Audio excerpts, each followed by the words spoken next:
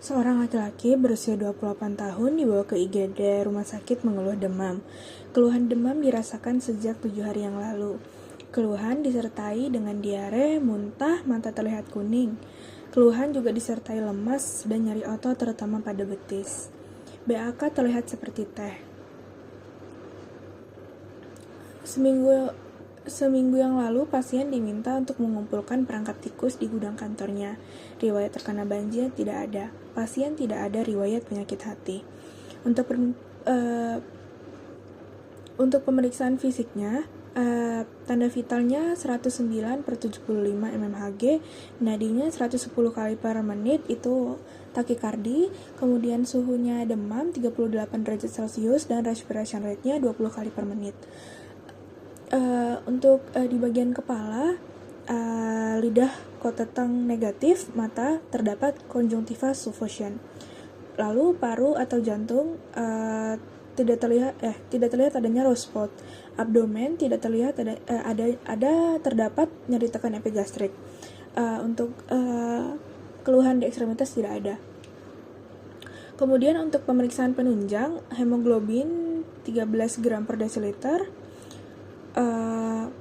lalu hepatosit 42%, leukosit 13.300 per mililiter, trombosit 72.000, HbSAg, anti-HCV dan anti-HAV negatif, artinya tidak terdapat adanya tanda-tanda hepatitis. Lalu bilirubinnya 8 mg per desiliter. Terlihat adanya kebocoran bilirubin. SGOT dan SGPT-nya 170 per 79. Di sini terlihat bahwa SGOT SGPT menandakan fungsi hati. Di sini fungsi hatinya kurang efektif. Lalu IgM antileptospira reaktif. Ureum kreatininnya 236 per 100,45. EGFR-nya itu 6. Nah, di sini terlihat bahwa diagnosis akhirnya adalah leptospirosis. Untuk patogenesisnya sendiri, jadi ketika ada cairan tubuh dari hewan terinfeksi, di sini tikus, kontak dengan mukosa manusia, bisa juga dari mukus ataupun kulit, ada kulit yang luka gitu. Lalu bakteri tersebut masuk ke pembuluh darah. Nah, terjadilah bakteremia. Lalu ada virulence factor-nya leptospira di sini, yaitu LIPL32. Dia akan adesi ke endotel. Kemudian dia akan mengelabui komplement, yaitu C3b dan juga C5 untuk lolos dari sel imun, sehingga dia akan makrofag yang seharusnya memfagosit dia malah hanya kayak menempel gitu. Dia menempel pada makrofag, dia tinggal di dalam makrofag. Kemudian LIPL32 ini dia akan binding dengan toll-like reseptor 2, kemudian akan menyebabkan produksi sitokin proinflamasi secara masif. Nah, sitokin proinflamasi ini akan menyebar secara sistemik ke berbagai organ. Nah, yang pertama itu ke muskuloskeletal. Sitokin proinflamasi ini akan menyebabkan miolitis dan juga vaskulitis, terutama sebenarnya di semua otot, namun yang paling terasa itu di musculus gastrocnemius. Kenapa? Karena musculus gastrocnemius ini merupakan otot yang besar dan juga penopang tubuh, jadi sakitnya akan terasa signifikan. Itulah yang menyebabkan pada penderita leptospirosis mengalami mialgia betis. Kemudian sitokin proinflamasi ini juga pergi ke ginjal, tepatnya ke tubulus contortus proximal. Di sini akan terjadi nefritis interstisial yang akan menyebabkan nekrosis tubulus.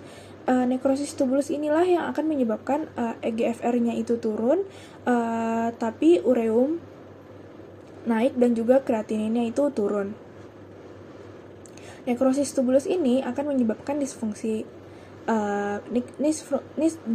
tubulus yang menyebabkan adanya protein yang terdapat pada urin, yaitu proteinuria dan juga leukosituria.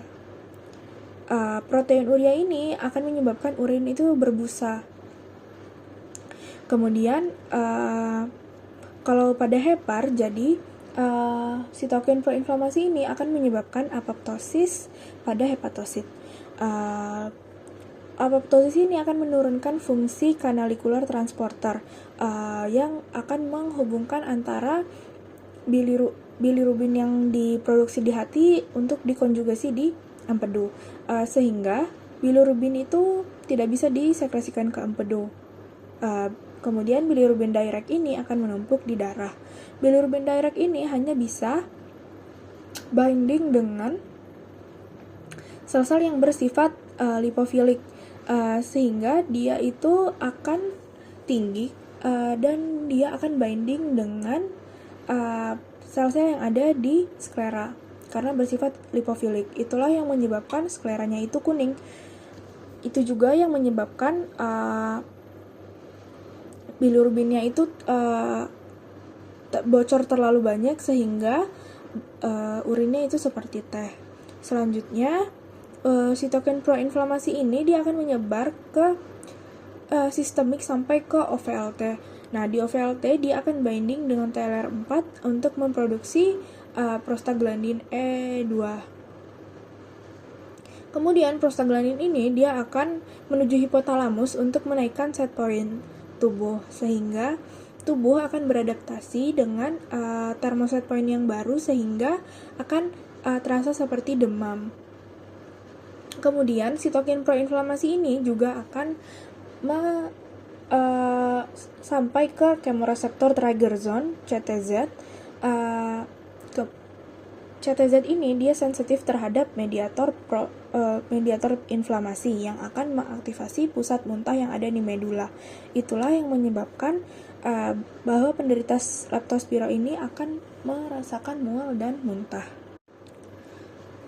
Lalu sitokin proinflamasi ini dia juga akan ke endotel vaskular, menyebabkan vaskulitis. Inilah yang menyebabkan bahwa konjungtivanya itu akan merah gitu, konjungtiva suffusion. Kemudian vaskulitis ini menyebabkan permeabilitasnya itu naik sehingga platelet bekerja. Karena platelet bekerja terlalu banyak, maka akan terjadi trombositopenia.